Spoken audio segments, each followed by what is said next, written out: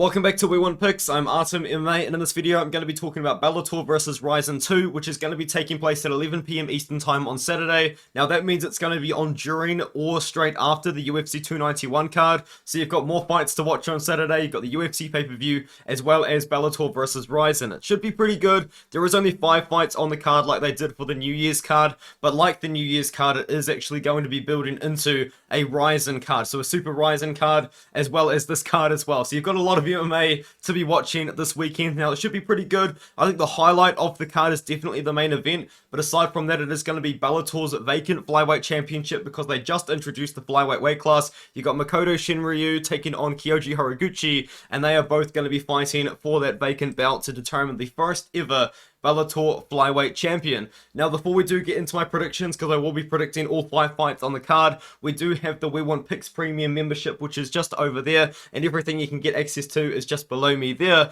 But you can get a 3-day free trial if you do sign up using the code ARTEM, and you get a 3-day free trial and you can cancel at any time. But after that 3-day free trial, it is $10 a month to get access for everything. And with all that being said, now let's get into my predictions. And kicking off the card is going to be a rematch between Andrey Koreshkov and Lorenz Larkin, and it is a rematch because they did fight almost 4 years ago in a 3 rounds main event, and to be honest, I thought Koreshkov won that fight. I thought Koreshkov clearly won the first round, Lorenz Larkin clearly won the second round, and it all come down to who wanted to win the third round.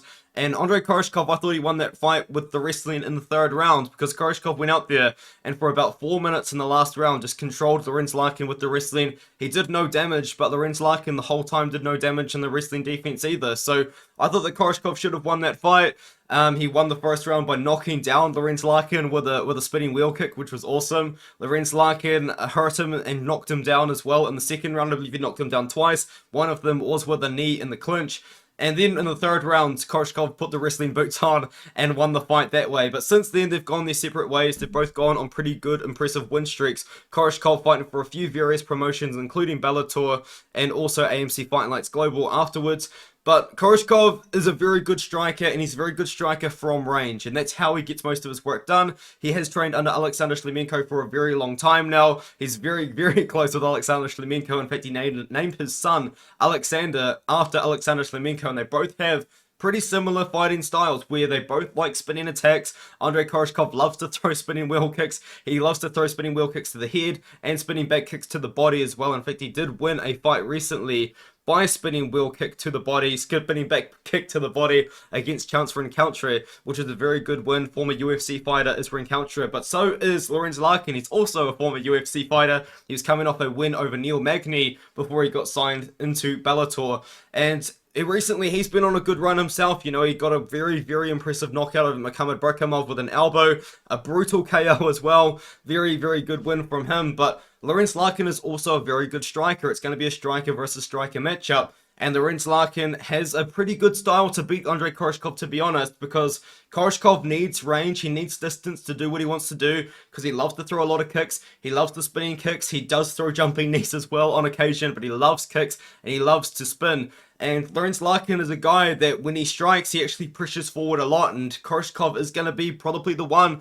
that is going to be on the back foot. And if you can put Andrey Koreshkov on the back foot, you can mitigate a lot of his game, which is fighting from range. When he's getting pressured, he doesn't fight so well when he's moving backwards, but when Koreshkov is moving forwards and he's the one controlling the fight, Koreshkov is a very, very dangerous fighter with all of those kicks that he does throw. But I do believe that Koreshkov can win the rematch. I did think he won the first fight, but when it comes down to it, Koreshkov recently has looked very good. He is still the younger fighter as well. I mean, age isn't exponential, but Andrey Koreshkov is not even 33 years old yet, whereas Lorenz Larkin is almost 37. I like Koreshkov to keep the fight at range. I like him to throw a lot of body kicks as well. I'm going to go with Koreshkov to win by decision or by knockout, just over the course of 3 rounds. So give me Koreshkov to win that rematch. And now going into the next fight, you've got Danny Sabatello taking on Magomedov, and this fight could be fun, but I've got a feeling it probably won't be. It's going to be very close though, because both of these guys are very, very good wrestlers, whereas Danny Sabatello is a fantastic chain wrestler. He does a lot of wrestling, he does a lot of controlling. It isn't a very exciting style to watch in the fights, but he's still a very entertaining fighter outside of the cage. But when he does get in there, he's not that fun to watch, because what he does is he wrestles and he controls on top. A lot of the time, he's not really searching for submissions or trying to get a finish with ground and pounds, but recently, he did get a submission over Marcos Bruno, and I famously said, I guess in the We Want Picks Discord, that Danny Sabatello isn't finishing anybody. And of course, Danny Sabatello goes out there and gets a finish over Marcos Bruno. So that was a really bad look for me. I apologize for that one, but he just doesn't have a style where he's going for finishes, really. But Magomedov has been struggling a little bit recently. He's got a fantastic 19-3 record. He has a couple of decent wins, but then he did lose to Ralphion Stotts. But Ralphion Stotts is a great fighter, also holds a win over Danny Sabatello. And then he went out there against Enrique Barzola. He did win by submission, but Barzola was still able to give him a little bit of trouble when he was pressuring forward. And then he went out there and lost to Patchy Mix. But I do believe that Patchy Mix is one of the best bantamweights in the entire world, UFC or not. But when it comes down to this fight, I think it is going to come down to a lot of wrestling transitions, a lot of grappling as well. And I think it's maybe going to come down to who gets the takedown first. And not only that, who can stay on top, because both of these guys, they're very good at being on top, but both of them are not so good when they are taken down. Now, yes, they can transition, and yes, they can grapple, but I think when it comes down to it, I think it's going to be going to come down to who can get the better of each other in the wrestling, and who can get on top and control the fight from there. And I actually think it's going to be Danny Sabatello, so I'm going to go with Danny Sabatello as a very, very low confidence pick here. I think this fight is going to take place like 14 out of 15 minutes is going to be wrestling, I think, is how this fight is probably going to play out. And I think Danny Sabatello, with his chain wrestling, with his wrestling style, I think we can see him go out there and take down Magomedov and control on top using that chain wrestling. And if he doesn't get the takedown, he's just going to keep pushing. He's got really good cardio, and he's just very committed to getting takedowns. Even if he isn't getting takedowns, he's going to be strong and controlling up against the cage. Yes, Magomedov can absolutely win this fight as well, but I'm going to go with Sabatello as a very low confidence pick. Most people are going with Sabatello as well. It's going to be an interesting fight to watch, but I'm going to go with Sabatello in this fight. And now we've got Kana Watanabe taking on Veta Arteaga. I picked Kana Watanabe to win her last fight against Ilima-Lei Macfarlane, and we were both robbed of that fight, man. I really don't see Ilima-Lei Macfarlane winning 2 rounds in that fight. I think there's even a 30-27 for Macfarlane, which is just a rigged scorecard. That's literally what it was. It was in Hawaii, I believe. I genuinely believe that Kana Watanabe won that fight. I really, really do. And Kana Watanabe got that one done with striking and wrestling. I thought she looks really good in that matchup, whereas Veta Arteaga, she's okay everywhere, but for the most part, I would say Veta Arteaga is a striker. She did actually get a submission win recently over Vanessa Porto, and Vanessa Porto was an older fighter, but she did lose to Sumiko Inaba, and that was, I believe, was it on the same card? I believe it was on a very similar card. But yes, I think Kana Watanabe can win this fight here. Kana Watanabe's good everywhere. She can grapple, she can wrestle, and she can strike. And I do think she does have Veta Arteaga covered everywhere. Veta Arteaga, I thought that she was going to be a pretty good test for Sumiko Inaba in that matchup, because Sumiko Inaba just hadn't really fought any great competition going into that fight, and Sumiko Inaba was able to go out there and beat Veta Arteaga kind of at her own game. And I think that we can see Kana Watanabe go out there, mixing the striking with the wrestling. This is a big step down in competition for Kana Watanabe as well, from Ilima-Lei Macfarlane and also from Liz Carmouche, who is the champion now. Or did she lose? I think, no, Liz Carmouche is still the champion, I do believe. But I think that Kana Watanabe can go out there and beat Veta Arteaga. I think she wins by decision, kind of in a similar way that I thought that she beat Ilima-Lei Macfarlane by mixing it all up together. But that was it was a strange fight. That bothered me a lot, because I really thought Watanabe did win. Now, for the title, for the vacant flyweight title, the very first flyweight championship fight, the very first flyweight male fight for Bellator, you got Kyoji Horiguchi taking on Makoto Takahashi, also known as Makoto Shinryu. And I'm going to be going with Kyoji Horiguchi here. He's a -800 favorite, which might seem crazy on paper, because Makoto Takahashi does have a 16-1 record, but Makoto Takahashi just doesn't really have the experience against the level of competition that Kyoji Horiguchi is.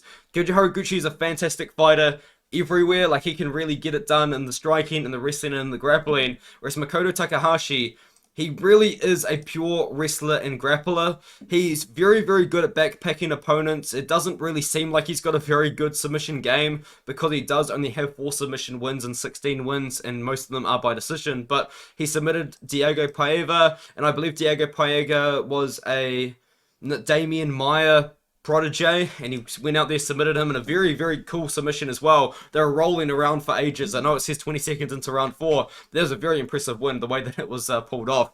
And then he went out there and fought with, and got a submission win against Daichi Kitakata when he went back to Rizin, because I believe he was on loan from Rizin for this fight, if that makes any sense. But Kyoji Horiguchi, I think he can mitigate everything that Makoto Shinryu is going to try and do against him. Whereas Makoto Takahashi is going to be going for takedowns early and often. He's going to be trying to get into dominant positions on the ground. He's going to be trying to backpack Kyoji Horiguchi, get on his back, and get on his back even if they're standing as well. But I think Kyoji Horiguchi at this point in his career, man, he's seen probably everything that Makoto Takahashi can bring to him, because Makoto Takahashi is pretty one-dimensional with the wrestling and the grappling. I was always kind of a big campaigner for Makoto Takahashi to get signed to the UFC, but I didn't realize that he's been on contract with Rizin for a very long time, so that's why the UFC actually never picked him up. But I think Kyoji Horiguchi at this point, he's just seen everything that Makoto can bring to him. If Makoto wins, it's gonna be probably by submission, but I can just see Kyoji Horiguchi being the much better striker on the feet. I think that Kyoji Horiguchi can defend the takedowns. He can get his own takedowns if he really needs to. Probably not the best idea, but I think he's just got such a big disparity in skills. Not necessarily everywhere, but I just as I said, I think that he has seen everything that Makoto Takahashi can bring to him. He was beating Sergio Pettis before he got knocked out, and Sergio Pettis recently beat Patricio Pitbull, which is a great win. He's then gone on to win a couple of fights, Rizin and Bellator.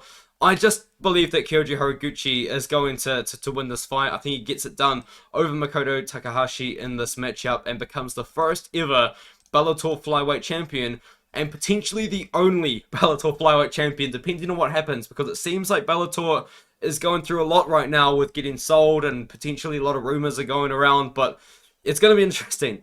We've got AJ McKee Jr. taking on Patricky Pitbull as well. I like AJ McKee in this matchup. I don't really love AJ McKee at lightweight because I thought he looked pretty undersized when he did take on Spike Carlisle, but he managed to get it done against Spike Carlisle, who was just super aggressive, fought him like a crazy man, to be honest.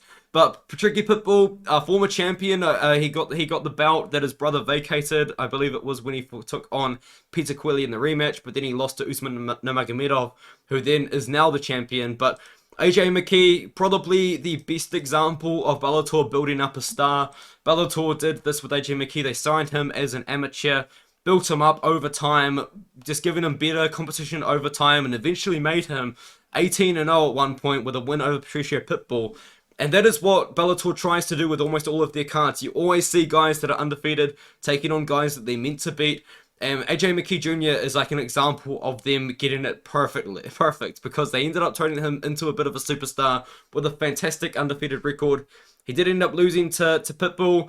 I think that they should do a trilogy. I think that would be a massive fight for Bellator. Whether or not we get it or not would be interesting. But he's moved up to 155. He beat Roberto de Souza, who's a fantastic grappler. Kind of just stayed safe in that matchup. Beat up Roberto de Souza on the feet. When the fight did go down to the ground, AJ McKee just stayed safe. He actually displayed a bit of wrestling and grappling in that matchup as well. But for Patricky Pitbull, I think McKee just beats him, to be honest. I mean, Patricky Pitbull at this point in his career, unfortunately for Patricky, he's always kind of been the brother that was in the shadow of Patricio, because Patricio has just achieved a lot more than Patricky, but Patricky did become the champion. He did beat Peter Quilly for that vacant title, despite being on a little bit of a losing streak, one to Tafik Musayev, who's now signed to Bellator as well. But I think when it comes down to it, AJ McKee Jr., we know what he can do. I think he can outstrike Patricky Pitbull. I think Patricky Pitbull's probably going to try and take him down, but I think AJ McKee can keep it on the feet. We just saw AJ McKee beat a very, very good grappler in Roberto de Souza, and I think that he can kind of mitigate anything that Patricky Pitbull tries to do in the grappling in that matchup. So I'm going to go with AJ McKee Jr. to win this fight on the feet. I think you might find a knockout in this matchup. It is 3 rounds, but AJ McKee, I wouldn't be too surprised if we see him getting the KO. It is interesting though, because AJ McKee has beaten Patricio in the past, so there might be a little bit of bad blood there, but I do believe that AJ McKee goes out there and beats Patricky. Very interesting fight, but I think we see AJ getting it done in this matchup by knockout or by decision, but I'm going to go with the knockout. I think he can KO Patricky Pitbull. And that's all. Let me know what you think in the comments. Let me know what you think about my picks. Do you agree? Do you disagree? And with all that being said, I'll see you guys in the next one.